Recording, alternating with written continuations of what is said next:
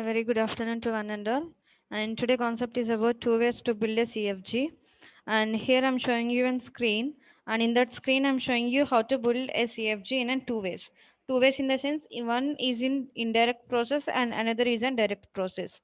And coming to the indirect way, here first of all we need to build an PDA and then you need to construct the CFG from that PDA. That is an indirect process. And what the direct process is, direct way is directly where we are deriving the CFGs. That is an direct way. And similarly, two ways to build a PDA is, and one from deriving an CFG, and then from the CFG you need to construct. Uh, you need to construct the PDA from the CFG. That is an indirect way. And the direct way is you need to design an PDA directly. So here, to build a CFG, we're having two ways, and to build an PDA, we're having two ways, right? So I already explained you the two ways of building the CFG as well as the two ways of building an PDA. So one is an direct and another is an indirect. In indirect, first you need to build a PDA and then construct the CFG from that PDA, right? Here what we are going to build is we are going to build an CFG, right? Same as that, now I want to build an PDA. Then what I need to do is I need to derive the CFG from the PDA and then I need to construct the PDA from the CFG. Or else if you're not following an indirect way, you need to follow the direct way, means directly you need to derive the CFG from the given PDA. Yeah, here also directly you need to design the PDA from the given CFG. And these are the two ways for building a CFG as well as building an PDA. And this is the most important concept of today's class. What the concept is, deterministic PDA. DPDA, we can call it as an DPDA. And whatever the PDAs that we designed up to now for the given languages, those are all comes under the NPDAs. That means non-deterministic PDAs. And now I'm going to explain you how to construct the DPDA and how the is not equal to DPDA. That's what I'm showing you. The NPDA is not equal to an DPDA, and DPDA is nothing but a deterministic PDA, right? And this is an PDA for the language string reversal for the non-deterministic PDA. This thing I already explained you in the last classes. At the concept of designing the PDAs, just I take the language like string reversal and I show you that how to draw the transition diagram for the string reversal as well as how to design the PDA.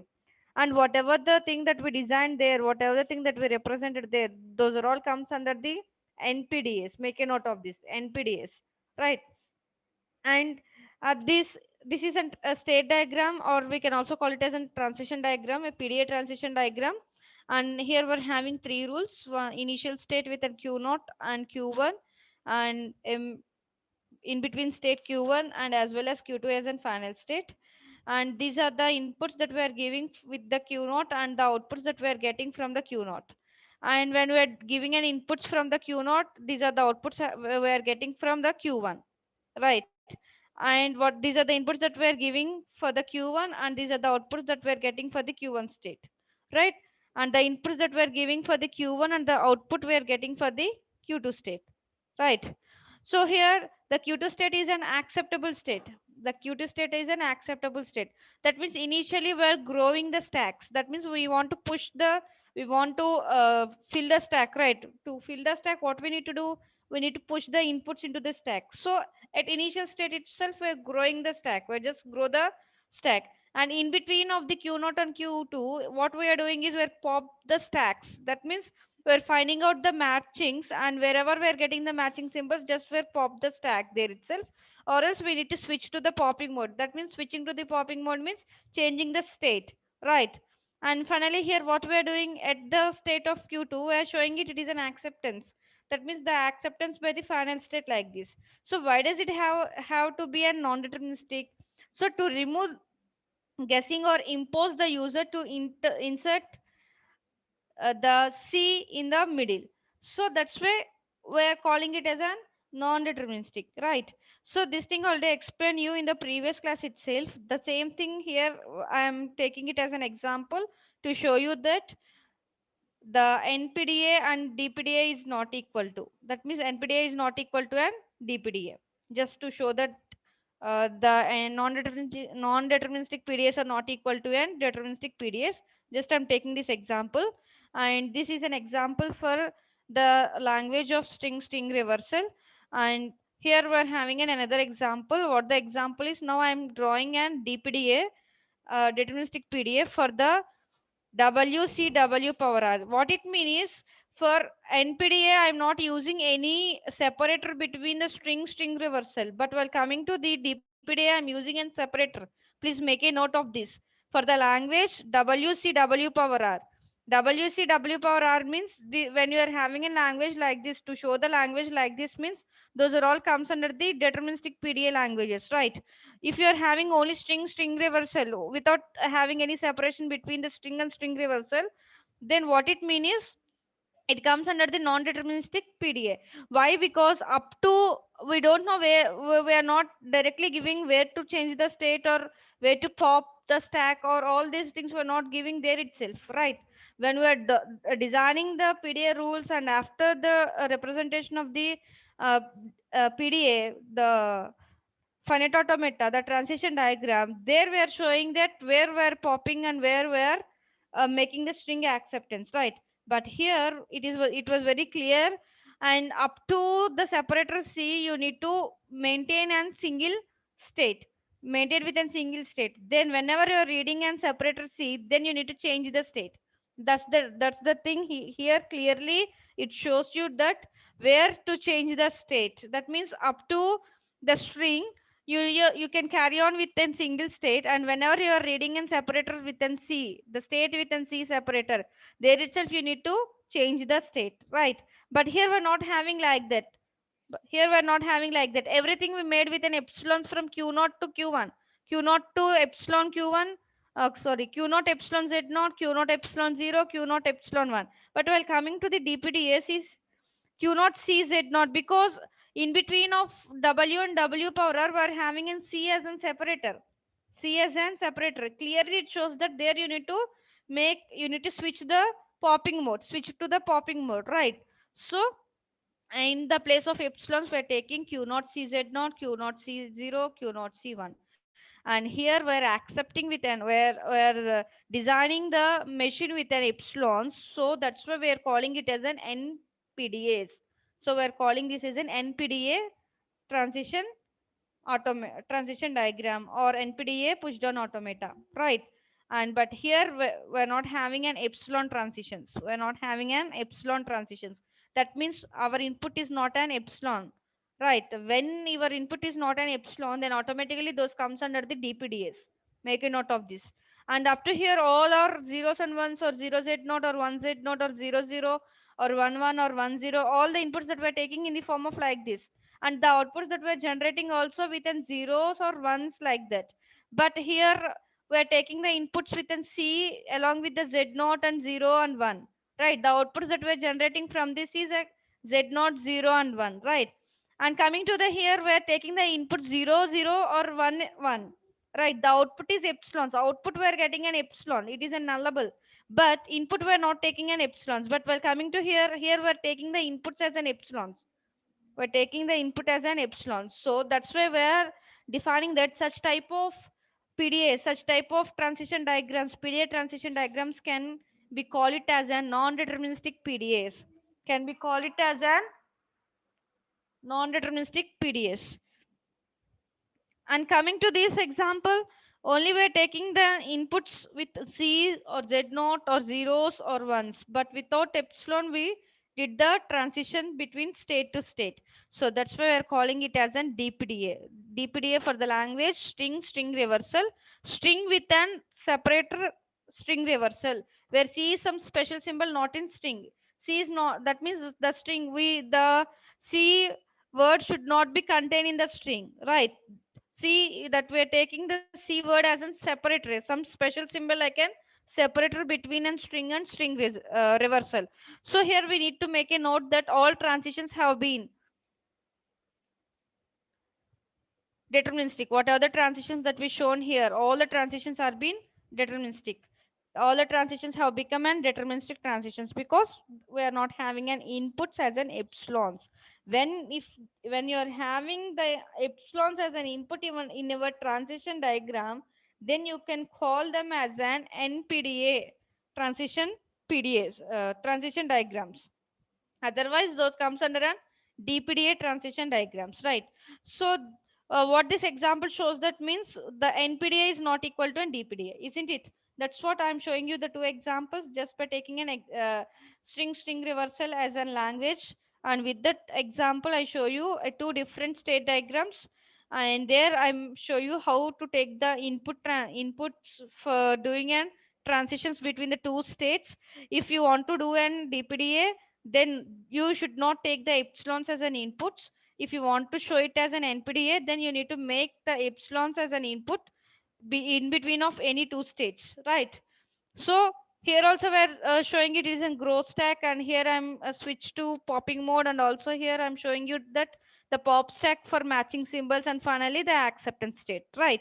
And the same thing, same states are there, but the one most important thing what we did, what the difference between these two is, at the place of q0 to q1, there we made a transitions with these, but in previous slide we made a transition with the epsilons along with an stack symbols, right? And with this example I show you that, what I show you that the NPDA is not equal to an DPDAs, right?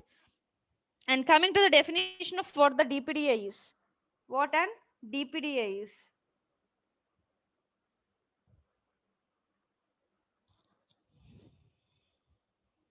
See, this is the definition of the DPDA, and what the DPDA is, and it is always a deterministic PDA, push down automata. When we can say that it is a deterministic push down automata means, see here, del of a state, a current state with an current input symbol along with the stack alphabet.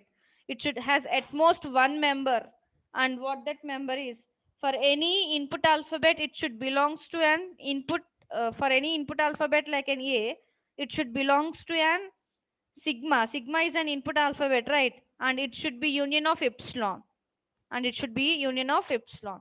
Then if if the transition del of q comma a comma x is non-empty for some input a where it belongs to an sigma, then the del of q with epsilon comma x must be an empty, right? This is the definition of and deterministic PDA definition. And these are the two most important points. And when we can say that it is a deterministic means at most one member for any A where it belongs to an sigma, and that sigma should also be union of an epsilon. Or else if we are having a transition function like an del, and the state with an input along with the stack alphabet is non-empty, when we can say that it is non-empty means when the input alphabet A belongs to an sigma, somewhere it belongs to an sigma, and then the del of in the place of A, if you are having an epsilon means that should be empty, right? This is the definition of, this is the definition of an DPDA. Please make a note of this definition, all of you.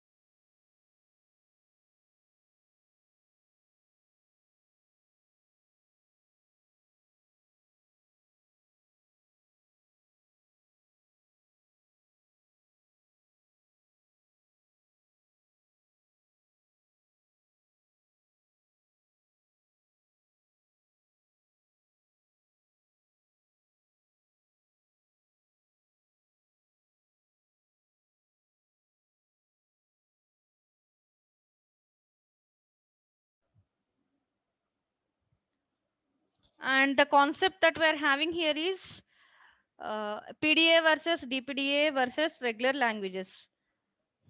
Regular language. See here, and for showing the difference between an NPDA and DPDA, I make you very clear with an example like by taking a language LWW power R for NPDA and LWCW power R for DPDA.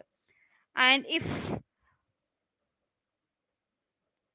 the both the PDAs like an NPDA and DPDA are the regular languages. That's what we are showing you with this hierarchical structure. It is an hierarchical diagram, and here the concept is whether the DPDA is an regular and the NPDA is an regular. The both DPDA and NPDA are regular languages, and actually NPDA, whatever the language that we are designing with by taking an inputs with an epsilon, all those comes under an NPDAs, and without taking an epsilon as an inputs, and if the output is an epsilon, nothing will be happen.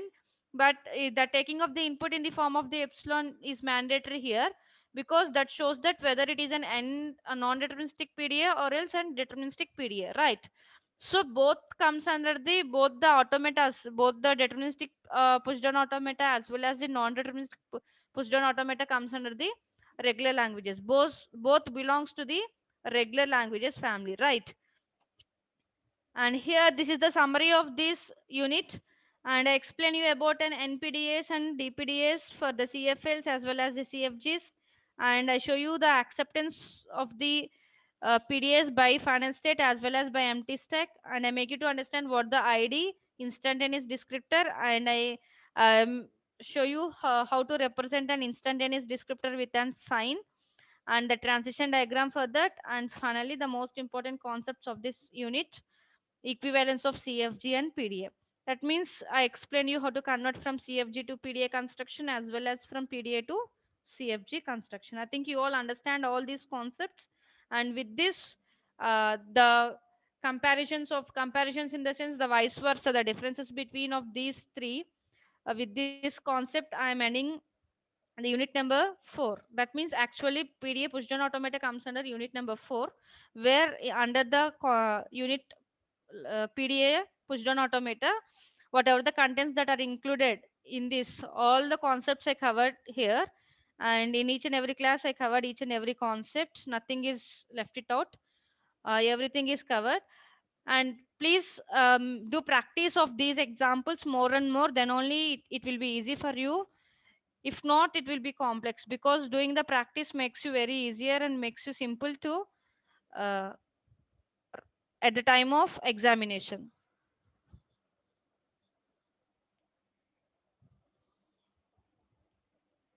If you have any doubts in this unit number 4, you can ask, please. Any one of you are having any doubts means you can do the message in the chat box. I'll respond to the questions. Any doubts to anyone?